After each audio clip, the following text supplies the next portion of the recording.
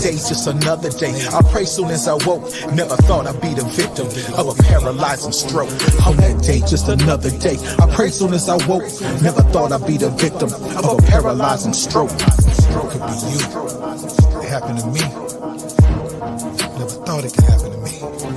On that day, just another day. I pray soon as I woke. Never thought I'd be the victim of a paralyzing stroke. On that day, just another day. I pray soon as I woke. Never thought I'd be the victim of a paralyzing stroke.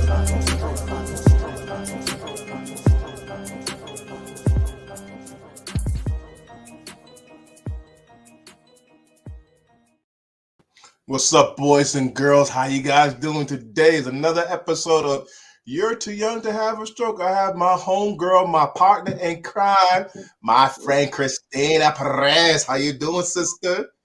Hey, sir. Hello, kings and queens. I don't know about boys and girls. Hi, kings and queens. But I still roll the arm, Perez. See how I did that for you? Muy bien, señor. Mr. Graham. Hey, Christina, we're dealing with Disability Pride Month, and last week we was dealing with invisible disabilities. We was dealing with the white stripe within the flag.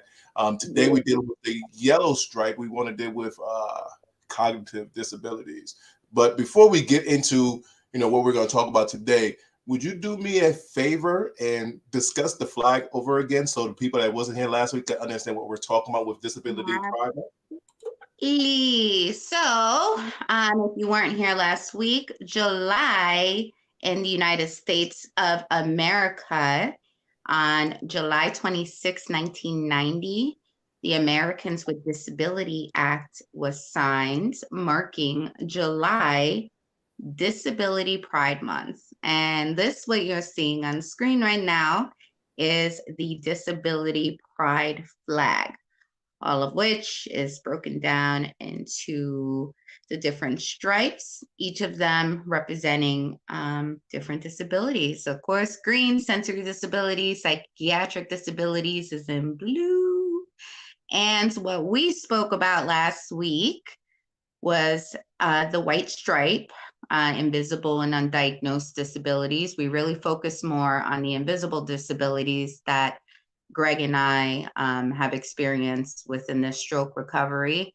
And today, Greg and I will be talking about the yellow stripe. Depending on where, people say yellow or gold. So I made sure to wear both with my gold earrings.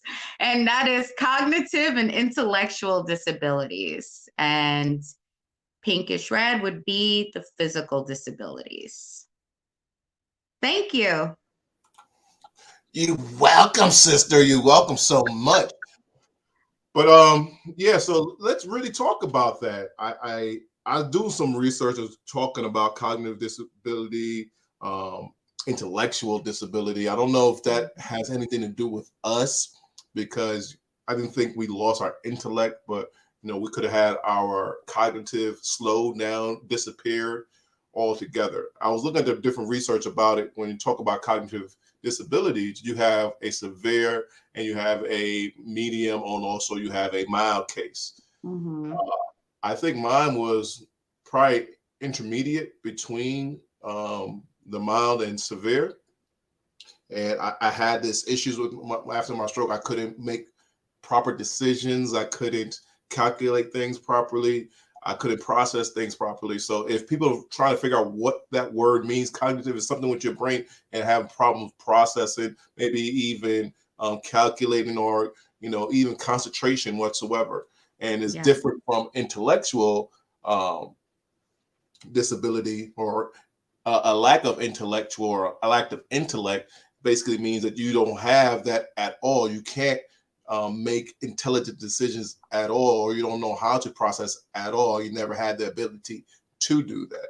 When you have this cognitive skills been lessened or decreased, then is a different about that. Is about that might have been slowed down in your life and you're trying to get it back. Does that make sense to you? And did you have any problems with that when you had your stroke? I would say absolutely intermediate. Learning new things, Not so much. I think I did pretty well with that. I mean, I learned how to get around, walking around with one eye, right? Um, or I adapt it rather. Um, I think just making decisions was the biggest thing I really went through. Being very indecisive, and if there was anywhere between two or three options, I was just overwhelmed. It was just too much. Like it had to be either black or white. There couldn't be a gray area for me. And still, So you're not going to Ben and Jerry's ice cream or Baskin Robbins 24 flavors and try and figure it out. It's like that's too much for you. Just want vanilla, chocolate, and more yeah, strawberry. no, That's it. nah. I'm walking in and I'm asking for butter pecan off rip. Butter First thing. pecan rican. You That's what threw that I'm in. You threw a asking Wu for. Tang in there, didn't you? You try to throw that in there, didn't you? It's the woo. It's Woo Wednesday. You are a mess. But I want to talk about this a little bit because it seemed like you had this problem just like I had the problem too. And we don't have the answer scientifically or medically how to solve this or how this comes about. We're just giving our own opinion about this. But Christina, I do want to know. Mr. Doja had a comment on that Wu Tang Forever. Yes, sir, Mr. Doja. I feel you on that. Oh, we got the W up. But Woo I Wednesday. really want to know and how do you deal with it? And how can we help other people understand it? Dealing with someone that has cognitive issues, having a conversation with someone that have cognitive issues. I know for me, it was very difficult going back and forth with people that had the energy off, talking about one thing and then jumping to another topic and jumping back and forth. How do you talk to someone and let them know that, hey, I can't move this fast with you. Please be patient with me without getting yourself upset in the whole process. How did you handle that? How do I still handle that? Similar to jumping on what we spoke about last week, reading the room.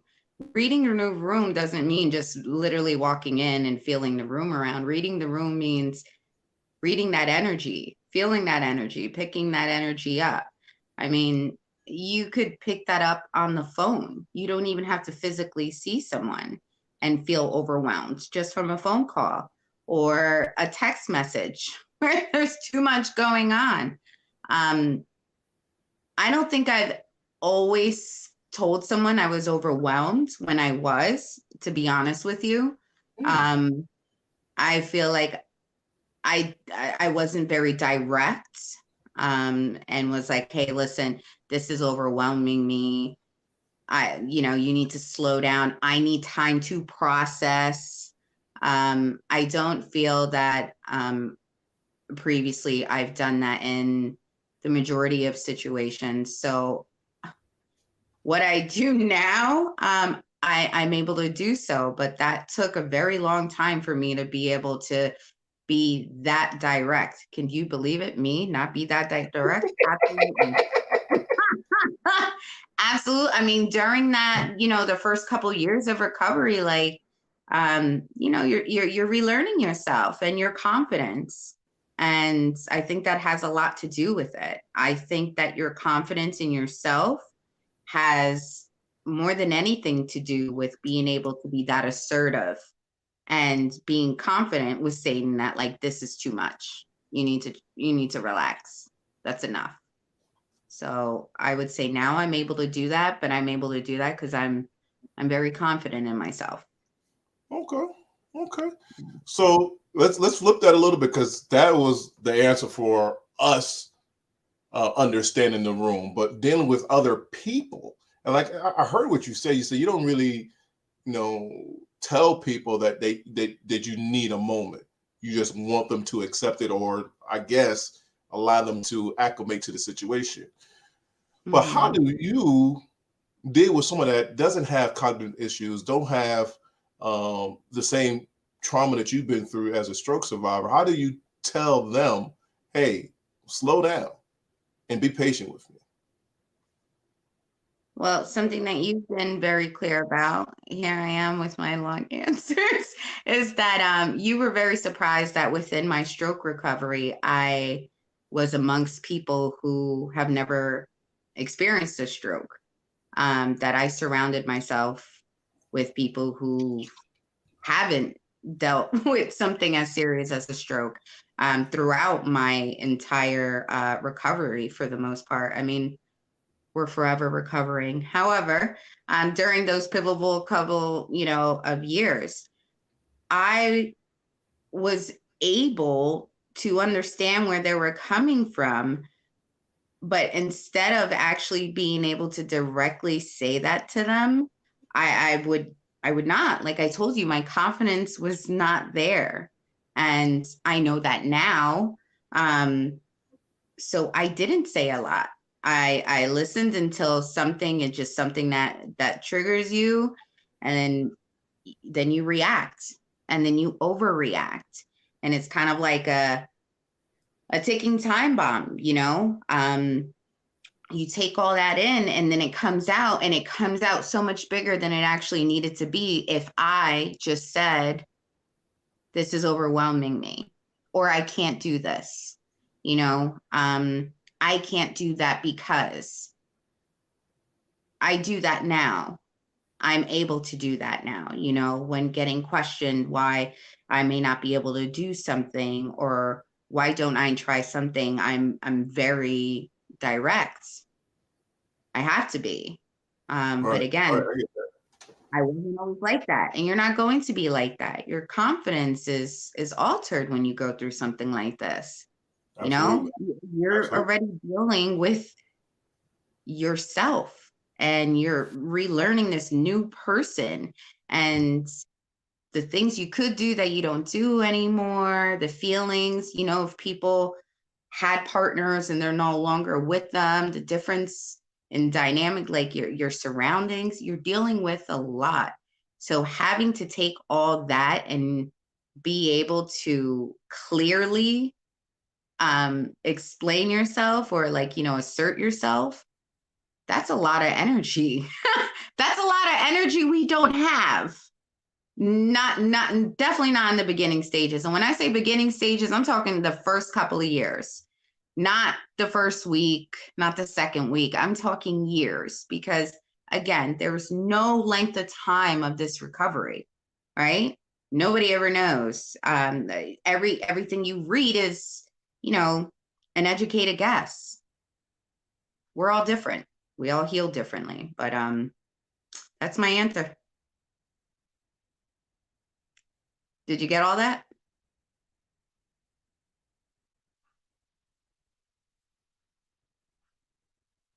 Oh, I can't hear you. Can you hear me?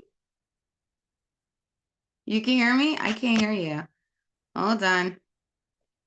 I don't know why I can't hear you. Can you hear me now? Now, why are you hollering? Yeah. Can you hear me now? I don't know. Why you scream so loud? All right. Yes, I can. No, I do hear you. I do feel what you're saying. I know for me, that's why I was very grateful for what you said. In the first couple of years is not going to happen just like that. You have to get acclimated to who you are and things of that nature. In my first couple of years, I had to do that too, because that led to depression, because I couldn't speak to people. And then once I learned how to meditate and to go within and do self-reflection, and that's why I'm a big advocate for self-love, self-care, and meditation. Because once I had done that and started to realize that people don't understand what I'm saying to them, people don't have patience. They have their own trauma, and they're not really taking it out on me. Is that they have things that they are perceiving within themselves that allow them to act this certain way towards me. And they're not used to me not being able to process things. So once I understood that and I got that out of my mind that, someone is just being mean to me, then I could really talk to a person. I would tell a person straight up, hey, I know I've gone back and forth with you on this and told you, like, I don't really care what people think. If I say something, I say something. I don't care. If they have a problem with, they have a problem with it. But the thing is, with me, I don't say that to be malicious, because if I'm hurting your feelings, I want you to address it with me, because I know I could be curt. I could be very curt, but I'm not doing it to be malicious to you, because there's been times I've been talking to people and I will have to tell them, hey, if I'm being mean to you, tell me. If I offended you, tell me, because I'm not trying to offend you. I'm just getting my point across. If I offend you, tell me. And if someone is offending me, I tell them. I tell them, hey, I love you. I'm not coming here to argue with you. I love you. It's hard for me to get my point across. So I say it 4 or 5 different ways. It might sound like the same exact way, but it's just like you don't understand what I'm saying. So I'm trying to articulate it in different ways. And that's why it's coming out to you that way. So please be patient with me. So once I do that, people tend to slow themselves down and really take their trauma out of their perspective out of it and just listen to the words I'm trying to portray to them. And I think that's how people dealing with someone that has some cognitive issues, that can't process the same speed as you, that cannot come back with those snappy remarks. Especially, I'm impressed with you. You always have a fast remark, and I'm surprised that you can actually do that. But when people can't come back to you like that, and they used to be able to do that, just don't get mad at them and think they're trying to do something to you. Just be calm and follow through. I think we have another comment from Mr. Doja. What's going on the screen? I have that issue as well. If I'm given a lot of information at once, I have to stop and process what I heard in order to make a sound decision that I'm okay with. Absolutely. Agreed. And it's sad, Christina, because people will come to me and probably come to you as well, like, well, you're getting older. That's what happens. You're starting on a decline. We're not on a decline. That's not what's happening to us. There's something like I said this on a podcast. I'm not sure if it was on this podcast or another podcast that I was on, but back in the early 90s, we had Windows 98 and Windows 95, and then it will crash and have the blue screen of death. And whenever it crashed, the computer wasn't the same after that. It was slow, maybe had a virus, it was slower, it lagged, all that things that happen. It will process it, but it'll take a longer period of time. That's what happened to us. We are that computer back in 1995, 98. We crashed, and now we're trying to come back. We work. It looks great. We can still run the applications, but it's a little bit slower now. And we're getting ancient every day. We're getting better and better. And we just need people around us to be patient.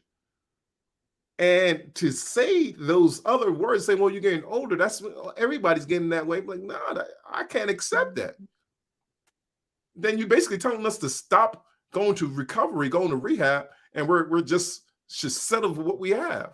That's the last thing you can say to a stroke survivor, because we're trying to get back or even better than we were before, right? Am I right or wrong?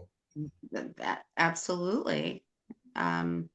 You want better when you do want better for yourself, because again, everyone goes through different stages of recovery. Everyone stays in different stages of your recovery. But when you get to that stage where you do want better for yourself and you're trying to be better for yourself, the type of energy around you is very important. Very important. And I mean, just like anyone, words hold a lot of weight. And I'm not much one for words. I'm more about action. Like when people apologize, I'm like, don't even apologize to me.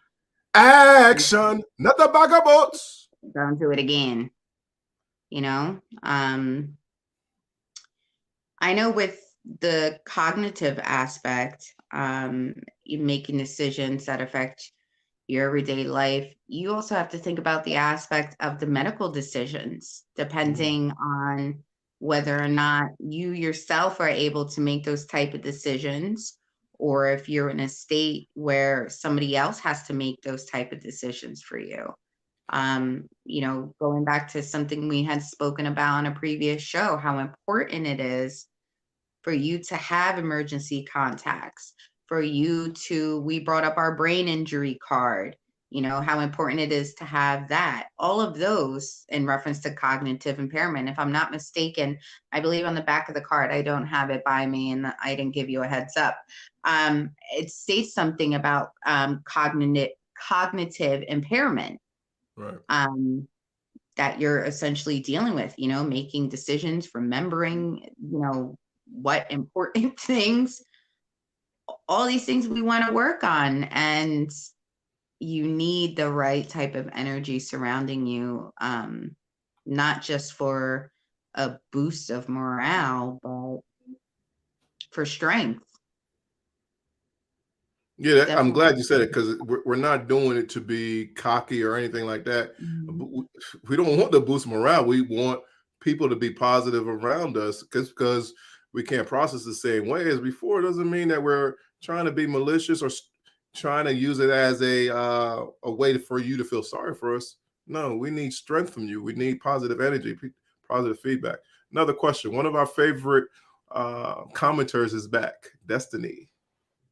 Hello. What are some steps you take to sort out information when it starts to get overwhelming? Good question.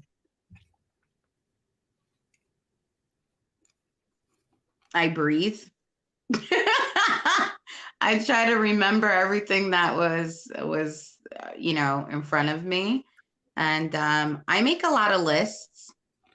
I don't check off a lot of things off those lists, but I definitely make them a lot. So I would say even making a mental list, kind of going one by one and hitting pros and cons about things. Greg, you? Hold on, Christina. Hold on, because you laughed after you said breathe. I know you was laughing, but you're dead serious with that. What do you actually mean with that breathing? Like, do you have an exercise that you actually do? It's like, break that down.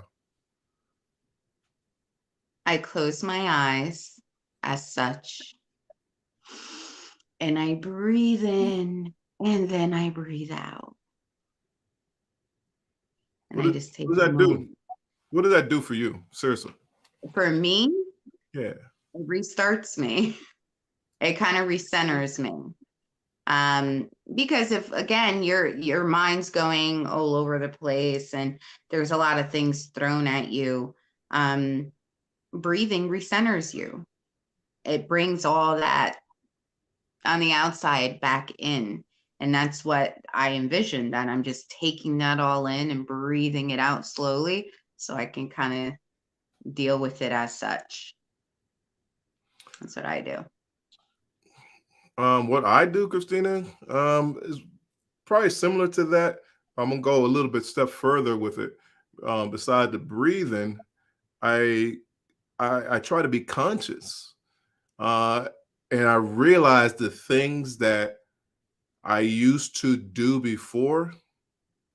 And if something is overwhelming me, some people's coming at me or want me to do things that I feel overwhelmed, I have to remember that, one, those things I used to do before, I wasn't able to do it the first time I did it. I failed, and I have to give myself grace. And if I do get overwhelmed, well, if you really need me to do it and I'm the last resort, well, it's on my time, it's not on your time. And if I get it done, I get it done. If I don't, I don't. So I took that anxiety off of me. Uh, and then if I can't do it, I'll tell a person I can't do it. That's basically what I do. You have to be able to say no, just like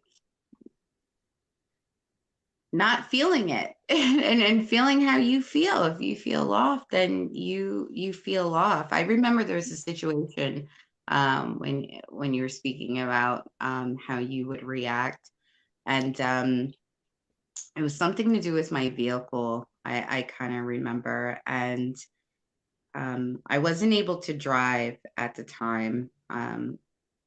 However, it was something I wanted to get my car, or I wanted to do something with my car, and I remember, my family member stopping me, and I got so angry, and I lashed out. I was just like, "Beep," like, leave me alone, I could do it. Da, da, da, da. And I remember them stating like something along the lines like, you didn't change. And I'm like, here we are. I mean, we're coming up on 6 years, right? That stuck with me in the sense that I absolutely have changed. And at that very moment, I did not feel myself or what I believed myself to be prior to that. And that was in reference to, just getting so overwhelmed. But um, it's kind of a moxie-moron. And we have another Oxymoron. question for Mr. Dosha. Oh, thank you for correcting me. You're welcome. Making You do that all the time to me. Mr. Dosha, you gotta break down these sentences, boo. You know I got one eye. You young long sentences. Hold me down. Shout out to Mr. Doja as well. His video just dropped on Monday. Congrats. Okay. Making a list has made, I got you, Doja. Making lists has made my life so much easier after my stroke, and breathing helps me slow down. Absolutely. Mr. Doja, I'm actually really interested to know, now that you're saying that the making the list works for you, with your music, do you write that down or do you record it and you go back and listen to it? When you get a chance, make sure you go ahead and answer us. Well, you ask him when he actually writes a rhyme and actually makes a new song, does he write them down or he just flow from the top of the head? That's what you asking? Oh, Greggy, you're showing your age, honey. They don't call it rhymes anymore. They're called bars, sir. Yo, I'm old school, and Mr. Bill is old school too, so he understands what I'm talking about. They're called bars. Yeah, whatever. Correct. Yeah, Mr. Doja, let us know. And I asked that for Mr. Doja, if those who don't know, he is a recording artist. So who also, like the majority of us, have suffered a stroke and now makes music. And again, Monday, his video just dropped. I'd be interested to know that. So I say that to say, oh, who's this? Who's that, Greg? Can you read that? I can't see it. It's your friend Saida Holmes. Did I say right? Did I say right? Good job. I didn't want to get beat up too many times. You want me to read the question for you? Absolutely. Patience is key. There has to be an understanding from those in your life that as well as you are relearning the new you. We have to relearn the new you as well, meeting people where they are at. Okay. I get it, but like I was saying earlier, it's rough when those people don't want to learn a new you or think that you're trying to be malicious and thinking that you're blaming on the stroke. They don't.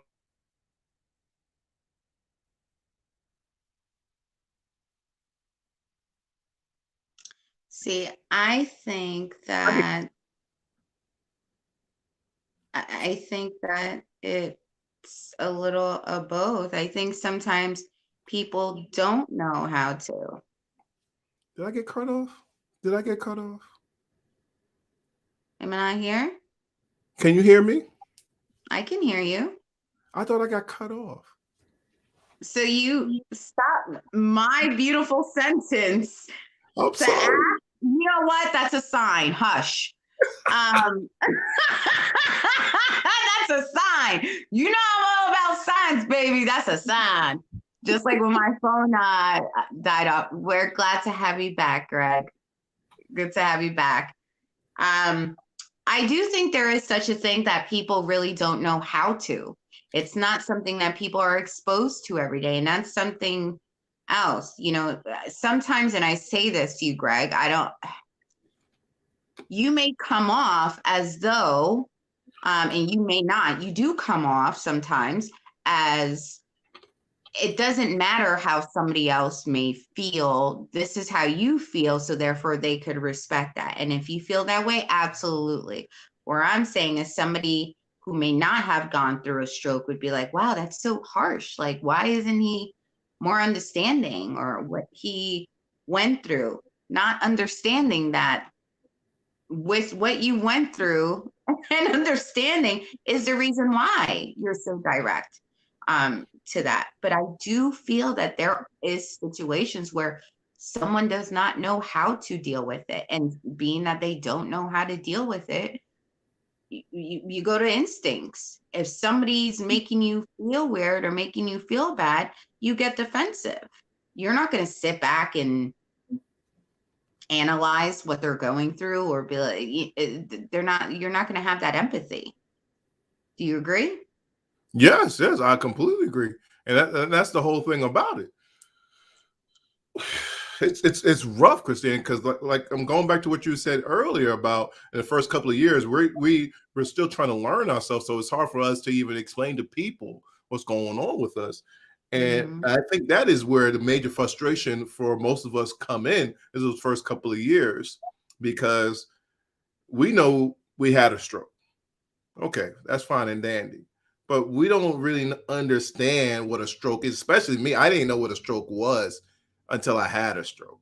And then after a process of dealing with other people and doing some research, when I was able to do research, I was able to understand what actually happened to my body.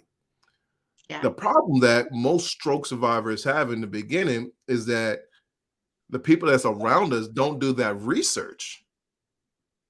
They're in our lives and they're expecting us to be that old person when we're far from that old person because we had a stroke. And they look at us like, oh, you can walk, you can, if you could talk, you have your bodily functions, everything is fine. But they don't realize it is a brain issue. So our thoughts could be off.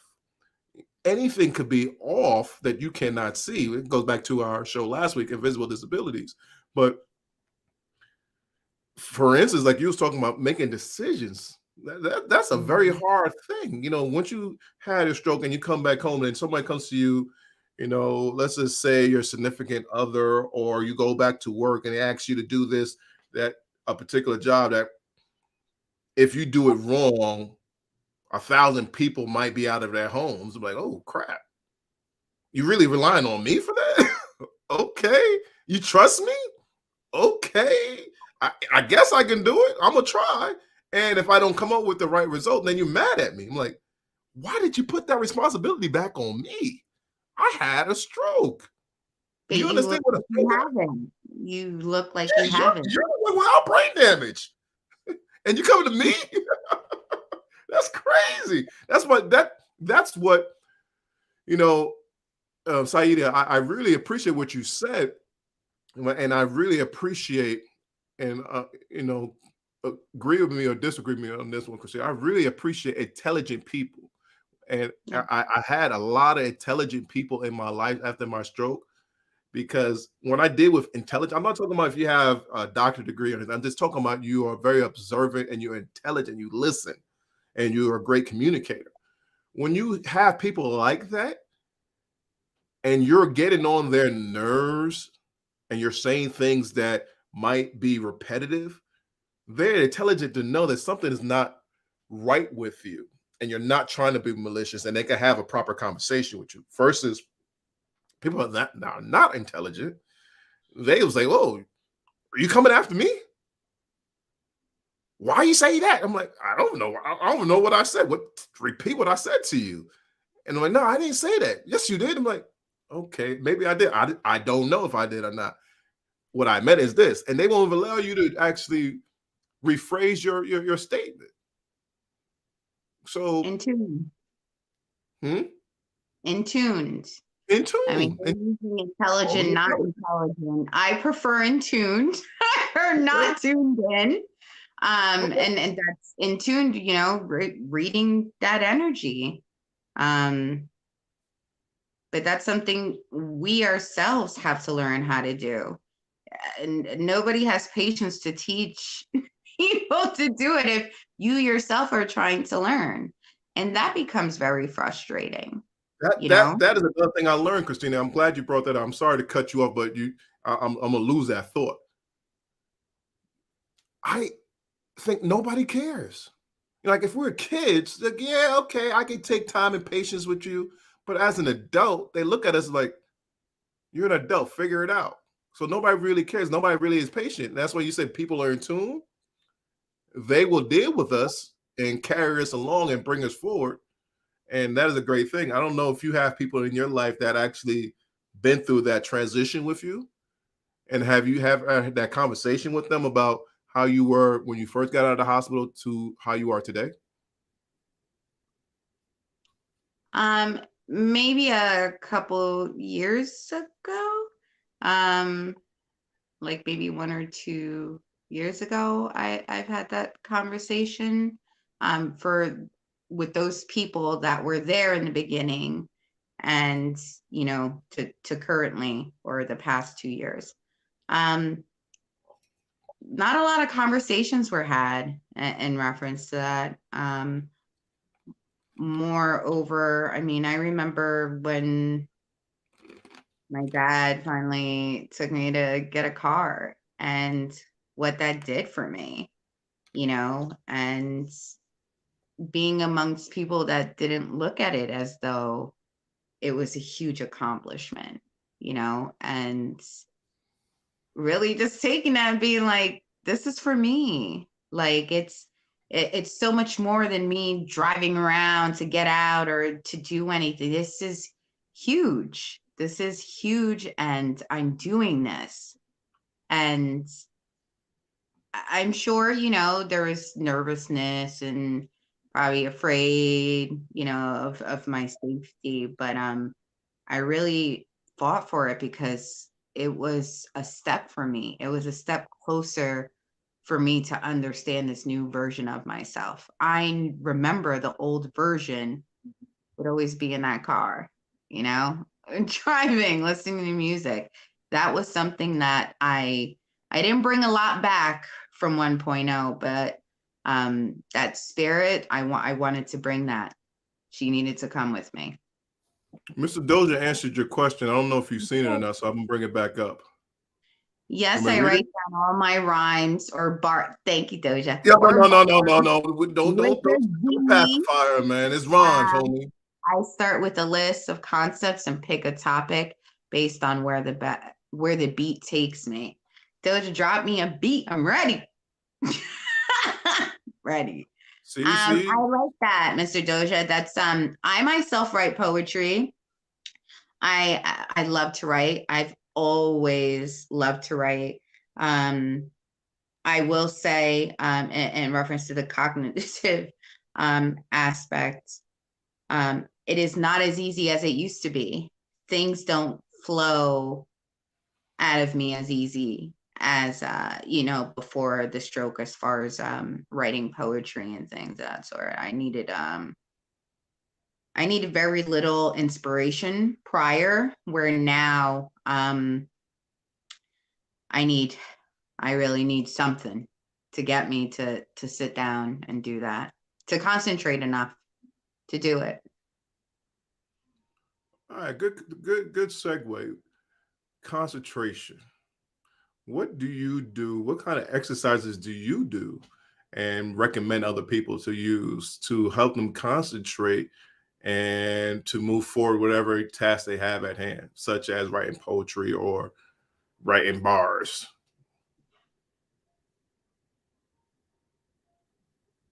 Rhymes. I'm going with rhymes. I'm going with bars, man. Rhymes. Doesn't sound right saying it.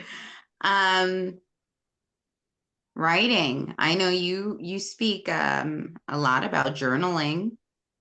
Um, Journaling. I can't say a lot because I don't do it. I don't do it as much as I should, and that's honest.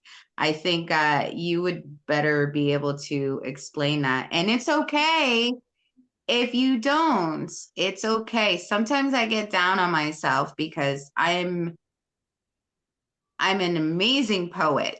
Always have been since I was a little girl, and I wish that I had that concentration or find a way to really zone in and get into there without needing extra stimulation to, to kind of set that off. Like I was saying before I needed very little inspiration. I could just write on life experiences, what I'm going through, what other people are going through, where now it takes a lot more. Oh, sorry, Mr. Doja. I agree. I have at least 4 to 5 rewrite per song before I'm happy with it. Yeah. I'm like that with painting too.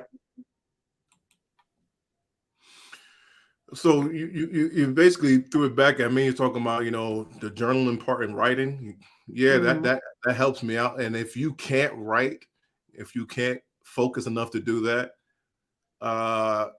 everything is a process. Everything is habitual. You got to make it into a habit. And the first thing that I recommend you to do is know thyself. And people always say, especially before I had my stroke, I don't have time for this. I don't have time for that. I got to go and work. I got to go take care of the kids. I got to do this. I got to do that. But never really took care of yourself. You really have to take care of yourself. And what people don't understand is that there is a program that each and every one of us is actually running each and every day. And we don't even realize that we're running this program. I know I'm saying something that might be foreign to you guys, but let me try to explain. When you get up in the morning, you probably get up and do the same exact thing and you don't even think about it. You probably get up, go to the bathroom, brush your teeth, look at your cell phone, drink a cup of coffee, get in your car, commute to work, and you're at work and you don't even know how you even got to work, but you was probably frustrated because you're dealing with traffic. You probably even prepare yourself for that. So each and every day at certain times, your body is anticipating something to happen at 8:55. I be yelling at this car. It could be any car, but I'm just gonna be supposed to be yelling at cars because I'm gonna be stuck in traffic, and your body's anticipating that. So I say that because people saying that, well, I don't have time, I can't concentrate, I can't focus. Well, that takes time to actually concentrate and focus, and you have to eliminate the other things that was taken away from you to learning yourself. So instead of just getting up, going to the bathroom, brush your teeth, why don't you go to the bathroom, then get back and sit down with yourself and just, like Christina was talking about earlier, breathing for 5-10 minutes, just 10 minutes every morning. Instead of going on social media and find out what everybody's saying or going on the news or even checking the weather first, just take time for yourself first. Then once you start feeling that, and then you realize 10 minutes has gone by, move it up to 15 minutes, move it up to 20 minutes. And now you have this 20 minutes of just focus of yourself.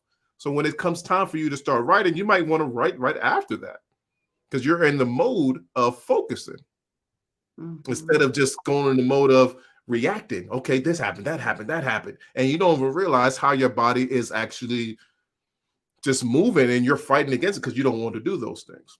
So everything's habitual for me. And once I have started doing that, life is a breeze for me now. Very interesting. Good advice. We'll see how that works. Now, try it, because no, seriously. If people, I am hyper. Okay, I am hyper. My mind, as soon as I wake up, like I am hyper. It takes a lot for me to really just zone out. Honestly, for me, being at the beach, being around water, being in water, anything in relation to the moon, stargazing, all those things. I am very grateful, that I have a screened-in porch in Jacksonville, Florida. I love sitting out there and being out there with nature. I'm sure you've seen, videos of me feeding the turtles.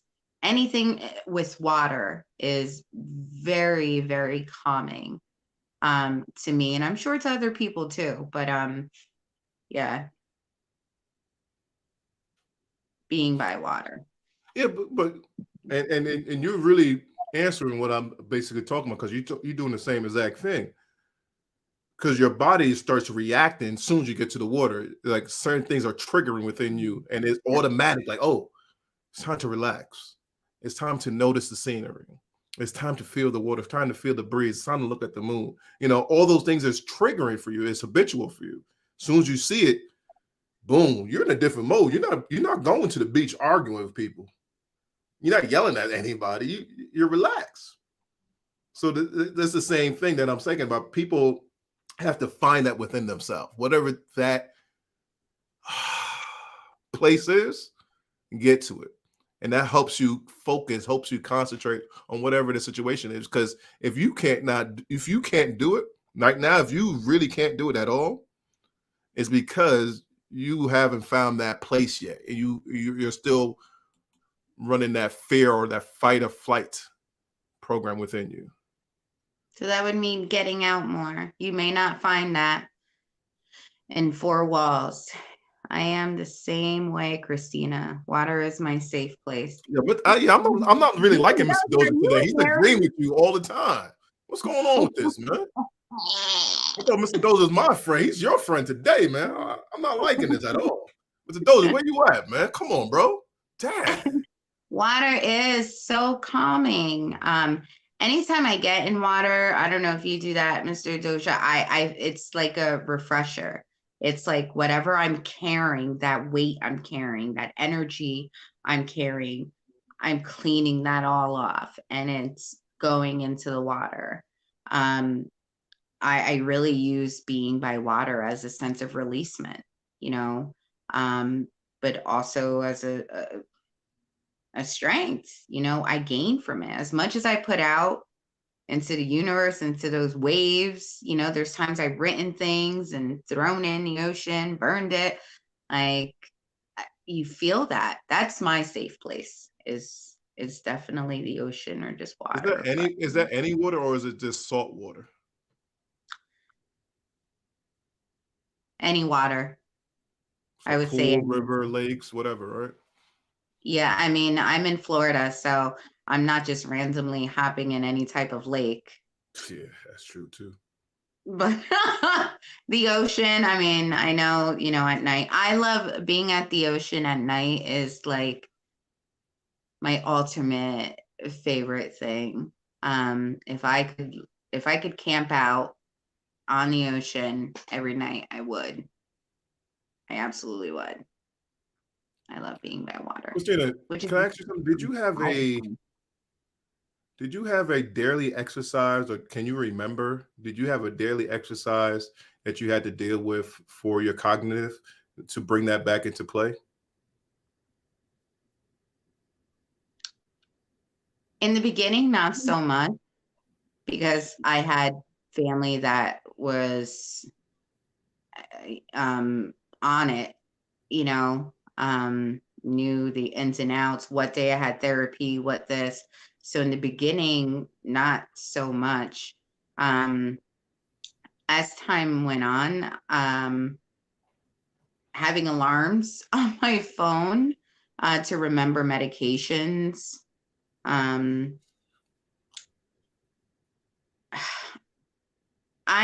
You had mentioned to me you played memory games, Yeah, and I I'll did. let you get into that because I really don't believe I played any. I really don't feel like I had a lot of exercises. I feel like it was just life experiences, trial and error, if you will. But with you played memory games on your I, phone? I did play memory games. I did have trial and error too.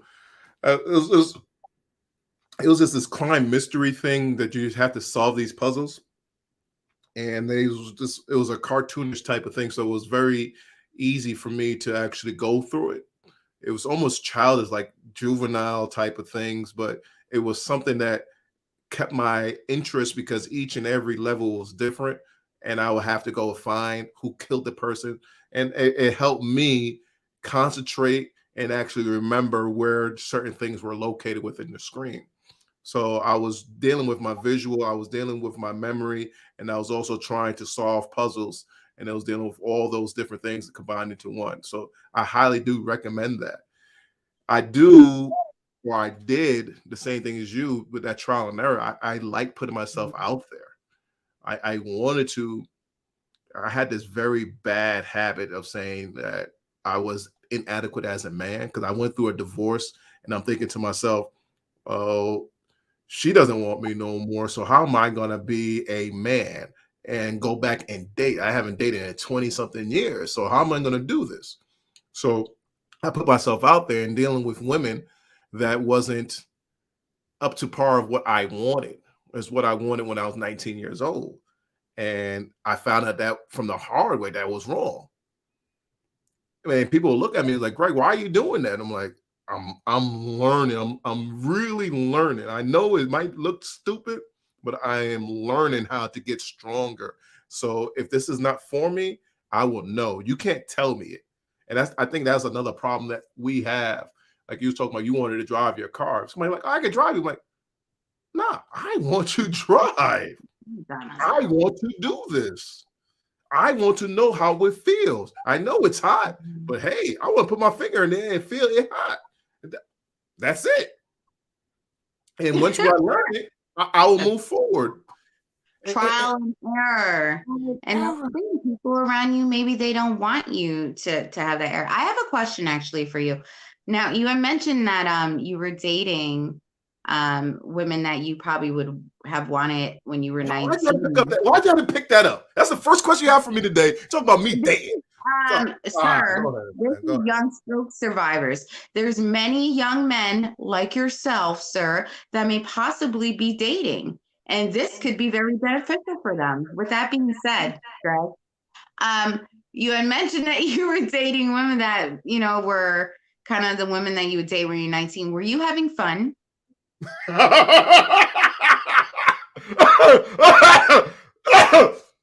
We're having technical difficulties. I think we have to call back next week.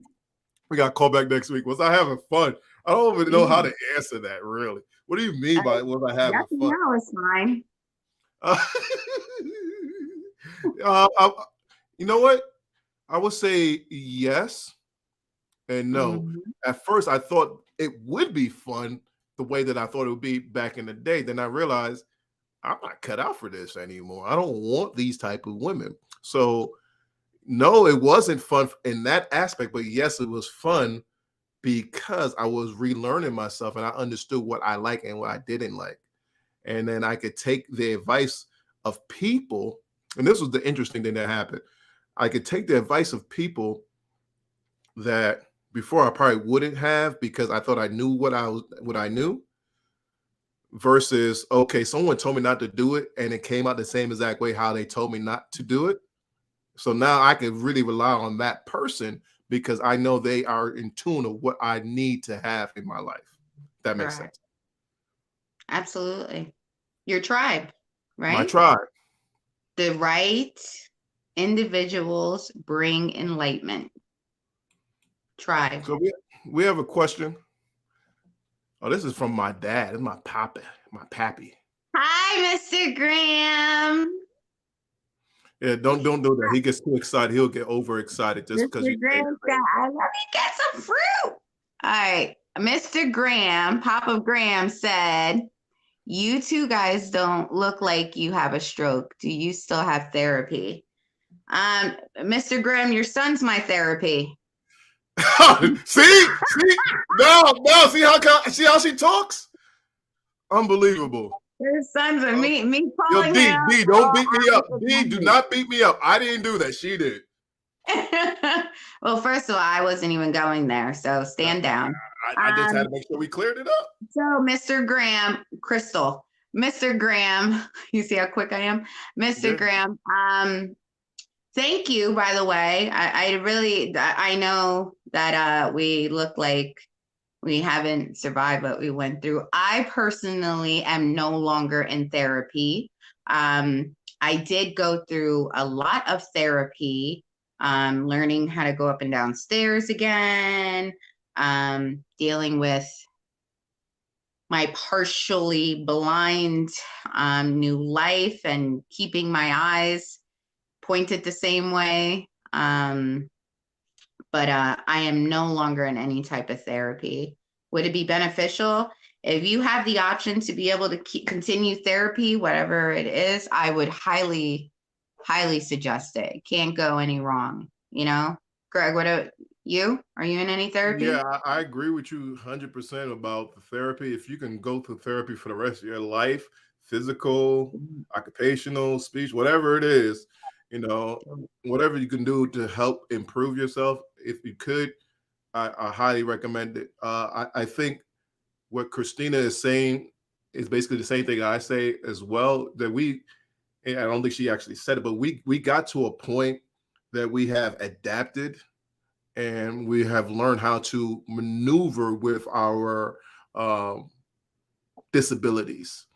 It doesn't. I'm not saying that it doesn't affect us, but it doesn't affect us as much as it did when it happened to us. To get around it, to be great actors, so people don't really realize, like you said, you don't look like stroke survivors. We work on it daily, so people don't feel sorry for us. Um, yes, if we had a therapy sessions, we would go through it. But like Christina said earlier, you know, I'm her therapist. She's my therapist as well. So we go back and forth and discuss things and bring each other up when we are failing without the judgment. So I think that's very important for, you know, stroke survivors to have people in their lives. That is a word. Without judgment. Yeah, absolutely. Without judgment. And one thing I really appreciate, especially when it comes to like stroke things, when I start going on a rant, you'll stop me, because you stop me a lot, and you'll say, Christina, do you want me to listen or do you want me to analyze you? And I'm like, I don't want you to analyze me. I just want you to listen to me. No. Hold on. That's not exactly how it goes. I would interrupt. He's like, Greg, they do you know I was chucked on it. You should let me talk. I'm like, Christina, I'm just asking you a question. Do you want me to listen or do you want me to be a psychoanalyst and analyze you? But you're speaking okay, to a fellow stroke survivor, Greg. You know what I need from you? Patience. You should have took some time and analyzed what I may have been going through. That's very interesting that, even when we speak amongst each other, how the same things we're requesting from people who've never experienced a stroke ourselves, when we talk to each other sometimes, like, you're doing too much. What? It's too much. But yeah. Thank you, Mr. Graham. I'll take it as a compliment. But big stressor on, if you are able to still be in therapy, one thing I can say for me, when I was in therapy, I was thinking of the goal. I wanted to get it done so I could get out, and that was like a sign of, that I accomplished it. Do not take it as though it's something for you to accomplish. It's something that you need to keep refueling yourself, to renourish yourself. So if you're able to do that, do that. Again, it's almost about that time. Where's my screen, baby? Okay, if you aren't doing so, please go and follow us on You're Too Young to Have a Stroke on Facebook, and Y2Y2 HASTRKE on YouTube and Instagram. And again, we thank you for tuning in. We always enjoy your comments and your questions. And happy Disability Pride Month. And next week, join us July 26th, 8 p.m. live. Our topic is Life Isn't Over After a Stroke. Our show is 2 days before my 6-year rebirth anniversary.